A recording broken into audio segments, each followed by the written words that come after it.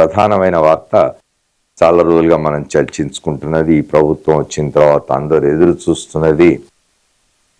గత ప్రభుత్వంలో రైతు బంధుగా ఉన్న కార్యక్రమాన్ని రైతు భరోసాగా మార్చిన తర్వాత ఎప్పటి నుంచి అమలు చేస్తారని అందరు ఎదురు చూస్తూ ఉన్నారు. ఈ సంక్రాంతి నుంచి ఇది అమల్లోకి వస్తున్నది. పరిమితులు లేకుండా రైతు భరోసా. నిన్నటి దాకా చాలా సందేహాలు ఉండినవి. ఎవరికి ఇస్తారు, ఎన్ని ఎకరాలు ఉంటే ఇస్తారు, ఎటువంటి నిబంధనలు పెడతారనే ఒక ఇది ఉండేది. అయితే నిన్న మంత్రివర్గ ఉపసంఘానికి ఉప ముఖ్యమంత్రి భట్టి విక్రమార్క అధ్యక్షుడిగా ఉన్నారు. దాంట్లో కోమటిరెడ్డి వెంకటరెడ్డి, శ్రీధర్ బాబు, తుమ్మల నాగేశ్వరరావు, పొంగులేటి శ్రీనివాస్ రెడ్డి సభ్యులుగా ఉన్నారు. ఈ కమిటీ నిన్న సమావేశమై తన నిర్ణయాల్ని ఫైనలైజ్ చేసింది. రేపు మంత్రివర్గ సమావేశంలో దీని మీద ఒక తుది నిర్ణయం తీసుకుంటారు. అయితే ఇది భూమి సాగులో ఉంటే చాలు, ఎన్ని ఎకరాలైనా సరే దానికి వర్తింపజేస్తాం రైతు భరోసా అని చెప్తున్నారు.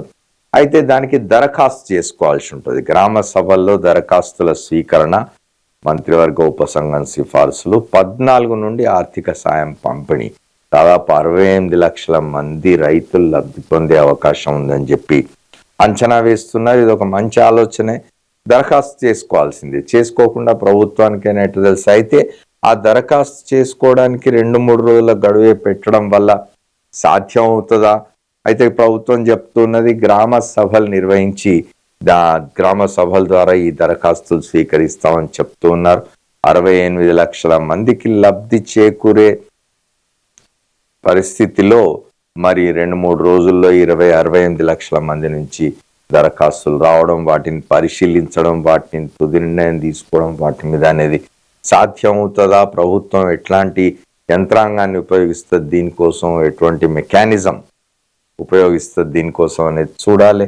దీని మీద ప్రతిపక్షాలు సన్నాయి నొక్కులు నొక్కడం సహజం, విమర్శలు చేయడం సహజం. వాటి గురించి కూడా మాట్లాడుకుందాం. ప్రతిపక్షాలు మాట్లాడుతున్న మాటల్లో ఎంతవరకు నిజం ఉంది, ఎంతవరకు అవి సరైన విమర్శలు అనేది కూడా ఆలోచించాలి. మొత్తానికి అధికారులు సర్వే జరుపుతారు, శాటిలైట్ మ్యాపింగ్ ద్వారా సాగు భూముల్ని గుర్తిస్తామని చెప్తున్నారు.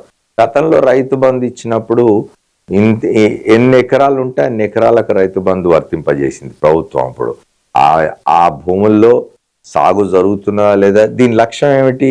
వ్యవసాయం చేసే వాళ్లకు, భూమిని సాగు చేసే వాళ్లకు, పంటలు పండించే వాళ్ళకి సాయం అందాలి.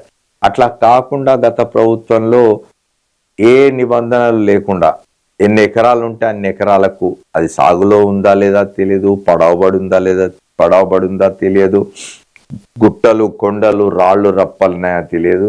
భూమి ఉంటే చాలు. ఒక ఉదాహరణకు వ్యక్తికి 100 ఎకరాలు ఉన్నదంటే ఆ 100 ఎకరాలకు రైతు బంధు వర్తింపజేసినారు. ఆ 100 ఎకరాల్లో ఆయన ఏం చేస్తున్నాడు? ఆయన సాగు చేస్తున్నాడా లేదా, వ్యవసాయం చేస్తున్నాడా లేదా, పంటలు పండిస్తున్నాడా లేదా, అది ప్రజలకు ఏమైనా ఉపయోగం ఉందా లేదా? ప్రభుత్వం ఏ పని చేసినా కూడా ప్రజలకు ఉపయోగకరంగా ఉండాలి. ఎందుకంటే ఇక్కడ ప్రజాధనాన్ని వెచ్చిస్తూ ఉన్నారు.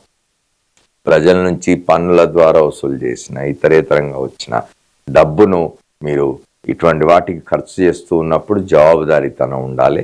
ఎవరికి ఇస్తున్నాం, అర్హులా కాదా అనేది తప్పనిసరిగా ఖచ్చితంగా బేరీజు వేసే యంత్రాంగం తప్పనిసరిగా ప్రభుత్వానికి ఉండాలి. మరి అట్లాంటి ఏర్పాట్లన్నీ ఏం చేస్తుంది ప్రభుత్వం చూడాలి. ఒకటి మాత్రం మంచి నిర్ణయం ఏమిటి అంటే, సాగులో ఉన్న ప్రతి ఎకరానికి సాయం అందుతుంది.